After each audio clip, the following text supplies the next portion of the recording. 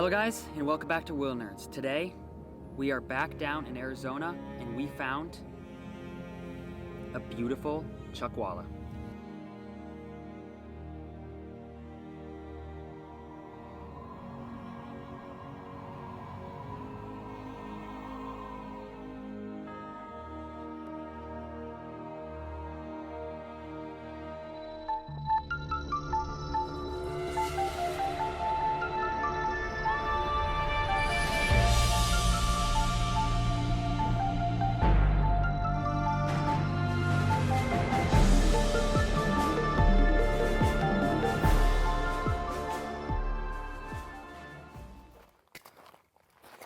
Okay, so at this point, what is it like? 90 degrees probably? Yeah. Which is way too hot for us because where we live, it's way cooler. But at this point, most of the reptiles are probably gonna want to escape the heat. So we're gonna primarily look in places where it's cool. And they also can find refuge from predators, things like cactuses and under rocks and stuff. Oh, there's a hummingbird right there. Something like a Gila woodpecker would live in these cacti.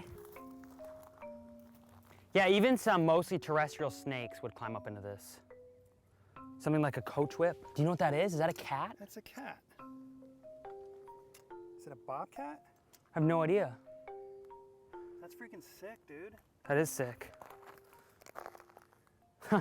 So this appears to be a cat skull, possibly mustelid, but we're pretty positive it's a cat. But that's just another reminder of how hostile it is out here. That's definitely a cat. If it was a rodent, it'd have two front teeth. Yeah, and it's definitely not a rodent. It's definitely a carnivore. Okay, let's keep going. Hey, do you want to say anything? Yeah. Okay, there's a Phoenix, there's a Chuckwalla right down here. I just saw it go under here. There's a good chance we're gonna see it again. I don't know if we're gonna catch it. Let's cross our fingers, let's go. Tell me if you see it. It was just over this rock. It was down here. Okay.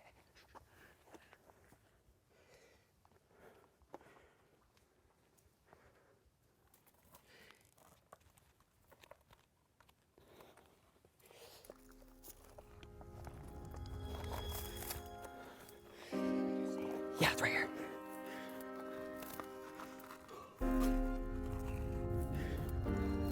Yes, there's a Chuckwalla. Right there. This is classic defense mechanism for a Chuckwalla. This right here is probably, other than a Gila monster or speckled rattlesnake, this is best case scenario situation. Like, these guys are one of my all-time favorite lizards. But right now what he's doing is the classic Chuckwalla defense mechanism.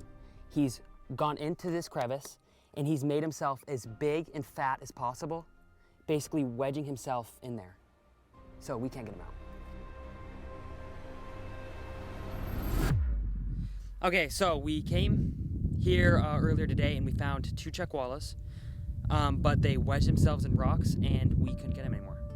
So now we're gonna try a different species. So we came here at night and we're gonna look all around these rocks to see if we can find anything.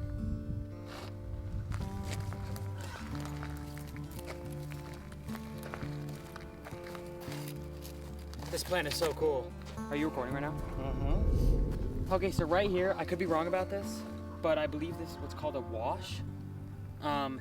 And basically it's from water kind of coming through here, clearing everything away. So if we follow places like this, we have a more likely chance of finding Likelier things. chance? Wait. That's not right. Likelier? More. Likelier. We have a better chance. We have a better chance of finding something like a tarantula or a snake.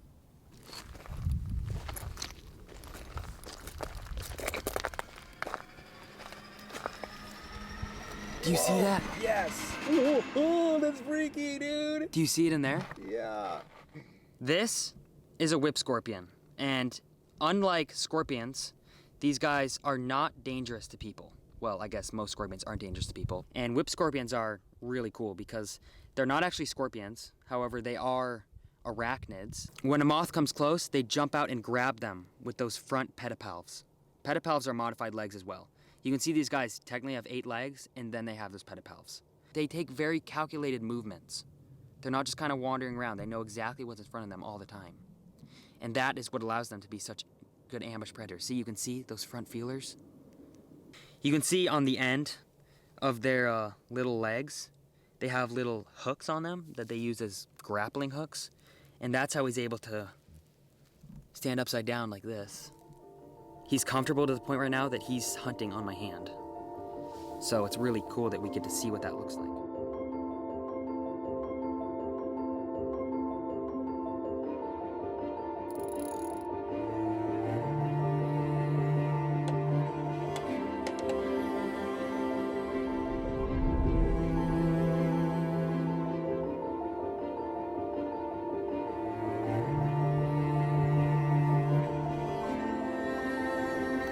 Okay, so right up here you can see all these big boulders, and that is prime habitat for chuckwallas, a lot of snakes.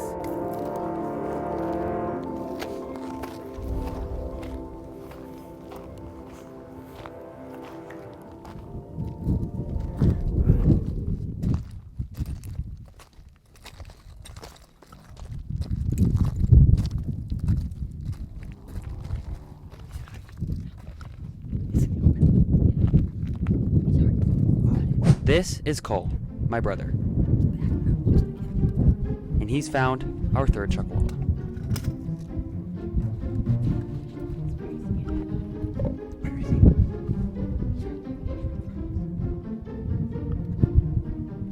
He's sticking his head up.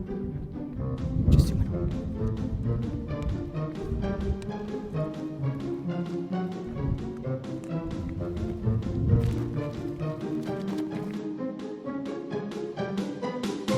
Okay, so right here, this is a male chuckwalla, and we have gone through so much to get one of these up close. So this is the 3rd chuckwalla we've seen on this trip, and the reason they're so hard to get on camera is simply because of their defense from predators. Chuckwallas are very soft-bodied as far as reptiles go, so a defense is very important. They have predators like birds, mammals, snakes, and rarely other lizards will even eat them. To defend themselves, they actually use that soft body, and they can inflate inside a rock crevice. If they're being chased, they run into that crevice, blow themselves up, and wedge themselves in there so nothing can get it. Chuckwallas, like a lot of lizards in the desert, are polygynous. This is similar to a collared lizard. One male lizard will have a very large territory. For some species, this can be miles. Within that territory, they'll mate with any female chuckwalla. And this territory is very valuable for that reason. So a lot of times you'll see chuckwallas, 2 males chasing each other out of their territory during the day. And this is one of the few species that even comes out during the day because they're very heat tolerant. Similar to iguanas, these guys are herbivores. So they'll be feeding on plant matter. Things like flowers, sticks, twigs, leaves, things like that. This guy's teeth are very small. They are pretty sharp, and it seemed like he did want to bite us at first, but that's not their primary defense, and for the most part, they're using these jaws for vegetation. So something that was really interesting about this lizard is when we first saw him, he was basking on a rock and he was doing push-ups. And this, I mean, he might have been trying to intimidate us, probably not, but this was either to impress a female, or this was to display his strength to other males. Right? This is actually this is a very common thing to do for lizards in the Sonoran Desert. Things like collared lizards. I've even seen really little lizards like side blotch, fence, and tree lizards do it. So they'll use those push-ups, kind of broaden out their shoulders as to make themselves look tough. So something interesting about chuckwallas is their coloration. These guys have what's called polymorphism.